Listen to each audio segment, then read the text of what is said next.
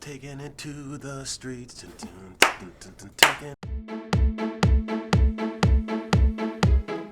So season 1, you left me with so many questions. So many. Let us That's answer the way some we're for here. you. Where are we gonna go with each of your characters now? With Magnus, we left off, and we found a little glimpse of in the season 1 is about a little bit about his past relationships and how it affects with the possible relationship. We left off with Alec and Magnus, but I think we're definitely going to explore that and possibly go on a first date. Which oh my god, I'm so excited! I know they're excited. They're about excited, it. but I also think with Magnus and them individually, because there's still a lot of things they need to do with individually. And what's nice is they have that relationship to go back to and kind of talk about and help each other out. But with Magnus, we're definitely going to explore his past and with centuries old past that he has. It's a lot to explore, and particularly what I found really interesting is his kind of home life before he ventured off on his own.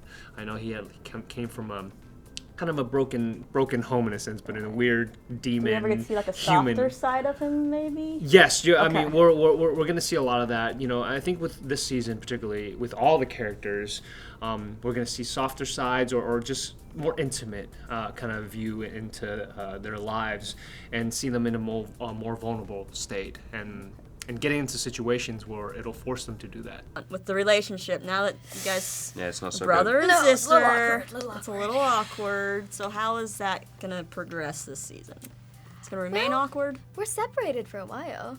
True, because you've gone with Valentine. Yeah, now. Jace is separate from the team for a decent amount of time, and then even when he comes back, it's kind of forced into separation again. As Jace doesn't have such a good time as far as this relationship goes.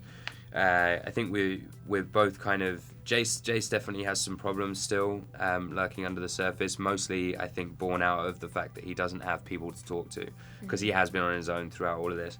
And I think overall, the important thing for both of them is that there are bigger things going on than that relationship. There are more important things going on in the world than that relationship. But they've had a connection from day one, so it's about shifting that relationship from whatever it was to siblings and to helping both of them helping each other deal with the fact that their father is the most evil being that we know of. So Luke, obviously Jocelyn's back. How's that gonna play out? We are taking it to the streets. Taking it to the streets. So a musical? Yeah. I wish there was a musical. Literally, That happened. Jocelyn and I take a couple. We butt heads a lot in this one because there's a little bit of a conflict on how Clary should move forward in her Shadowhunters, new Shadowhunter, dumb. That makes any sense. Dumb. Yeah, Shadowhunter dumb. But yeah, there's a little bit of a butting of heads because Luke's been kind of guiding her a little bit, and now that Mama's awake, Mama wants to take the reins and tell Clary exactly what she knows and exactly what she does not know. Both the parents are back now. You have Jocelyn and Yeah. Valentine. Yep. We have parental issues. Yeah, how's that dynamic gonna work for you guys? It's very interesting. Well, for Clary, I mean, Jocelyn still sees her as the little girl she was at the beginning of season Still trying one. to protect her from everything. Right. So trying to gain Jocelyn's trust in her as a Shadowhunter and even just as an adult is a huge challenge. But we both have issues with Jocelyn. Yep. Yes, we do. I can't say anything. She's with all the parents. There's a big family reunion at the end of episode and I'm guessing 1. it's not gonna be a happy one. When is the Morgenstern family ever happy? When are any family reunions really like, Yeah, that's fair. relatable? That's our show. Now that Valentine has the cup, where are we gonna see the battle with him go now that Jace is over there with him too? How does that involve your characters? I think Luke's never stopped chasing Valentine. Like, I think he's always had one kind of like eye on what Valentine's been up to and kind of trying to track him down ever since he turned on him. But I think with the cup and what he's doing with the cup will be kind of interesting because the army that he's compiling is an army for a specific reason.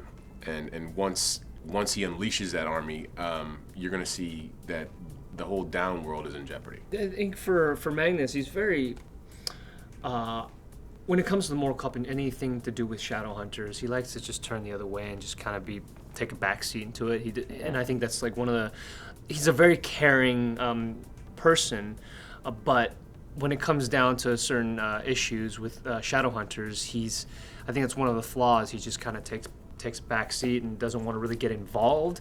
And I think in this season you'll start to see him kind of step up a little bit and not just protect the warlocks, but more in the downworlders and how it affects in the world in general. So that's one of those characters that I find really interesting because, you know, as caring as a person as he is, he kind of is lying to himself when he really isn't, and he has to find that reason why he isn't protecting everybody. Obviously, Alec is a good reason to kind of bring him into that mindset, and he definitely comes in, and we all come together to try and figure out how to stop Valentine. Are we gonna meet any other new kind of characters or creatures from Yeah. Downworlders? So many. There's a lot. Yeah, definitely new creatures, new demons come in pretty much every episode. Even if they're look backs to old demons or what we called old demons, we've completely revamped the look and the style of these demons, the way they move and act, and much more bred out of horror this year,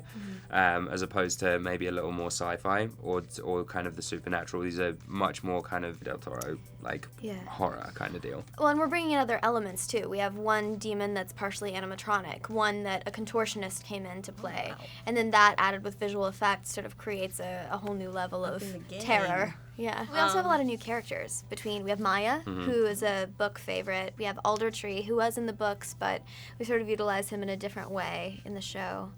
What other new characters do we have? We have a few. There's some very interesting something to look out for. Spoilers. Tell people why they should watch season 2.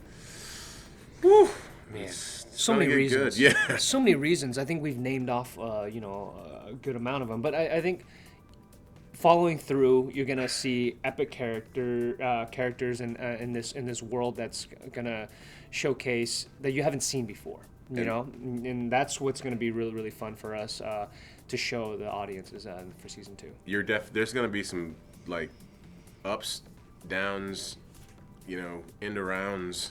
It's gonna get wild, like real quick. Like a dance routine, up, down, and around. I have had enough of your mind games. What is with that guy?